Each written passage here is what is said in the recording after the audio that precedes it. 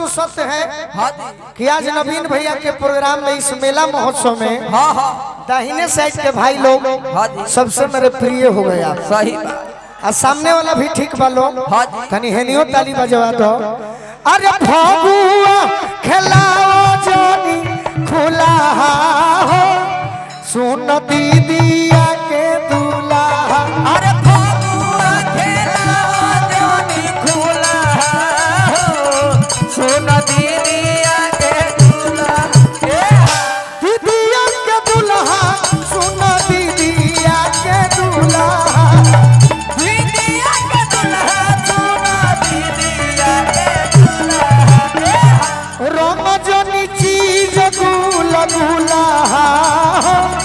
सुन दीदिया के दूल्हा।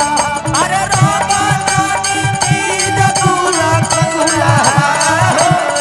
सुन दीदिया के दूल्हा। कल कल भतार बदलैया सखी कल कल भतार बदलैया।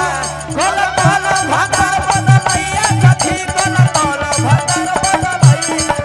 अरे ना चाही ऐचा ना चाही पैचा ना चाही ऐचा हो ना चाही पैचा। ना चाही ऐचा ना चाही पैचा। ना चाही ऐचा हो ना चाही पैचा। ना चाही हमारा बटैया सखी कल कल भतार बदलैया। कल कल भतार बदलैया सखी कल कल भतार बदलैया। अरे फगुआ खेला जनी खुला सुन दीदिया के दूल्हा। अरे फगुआ खेला जोनी खुला सुन दीदिया के दूल्हा। रंजीत भैया तारा टीम के जवाब नहीं थे ना क्रिया खा के कहतन एकदम हां जी बहुत सुंदर। तनी यार गने वाला ढेरा साली अपना जीजा जी से कहतरी का कहतनी कि ऊपर एकरा के वाह वाह। हम तहरा अटक तनिका। हां जी अरे ऊपर जीजा दे हसुराला। छापुर गुड़गुड़ छापुर। अरे भीतरी लगावे खाती हाथ जोनी डालो। काहे मत डालो काहे काहे काहे पूछो लो काहे। अरे ओ में बकटोरा जोड़ फूला हो सुन दीदिया के दूल्हा। अरे ओ में बकटोरा जोड़ फूला सुन दीदिया के दूल्हा। अरे ओ में बकटोरा फूला सुन दीदिया के दूल्हा। बकटोरा जोड़ फूला सुन दीदिया के। अरे नाया भइल सरस पुराण भइले तीसी। नाया भइले सरस पुराण भइले तीसी। देवरे से फसल बिया मारा रदा के खीसी। अरे देवारे से फसल बिया मारा दा के खीसी। अरे फगुआ खेलाओ जोनी खुला हो सुन दीदिया के दूल्हा।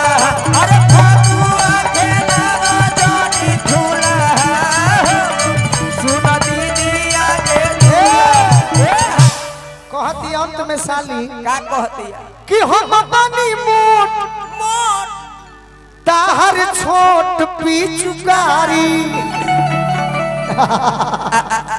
कबड़ा गोली यूट्यूब वाला भाई मोट बात पचकारी बुरा ना मानो होली है छोट बाप अगर मोट बात कि हम बनी मोट अरे ताहर छोट पिचुकारी। अरे सुनु सुन दिल जनी कर बरियारी। काहे खाती बरियारी कइले बड़ो काहे खाती जानत नहीं। हां जी अरे बाही में झूलावे खाती झूला है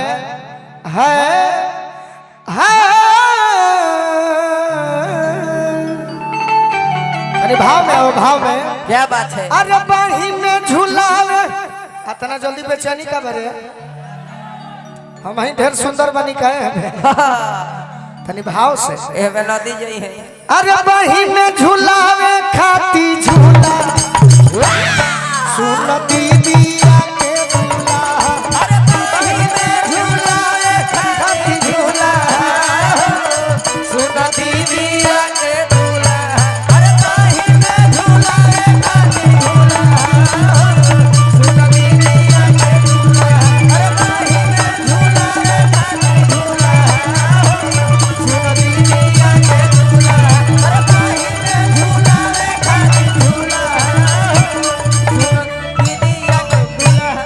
अरे सुन दीदिया के दुल्हा आई मुकेश राय जी अच्छा लागल तो ताली बजा के आशीर्वाद दी भैया।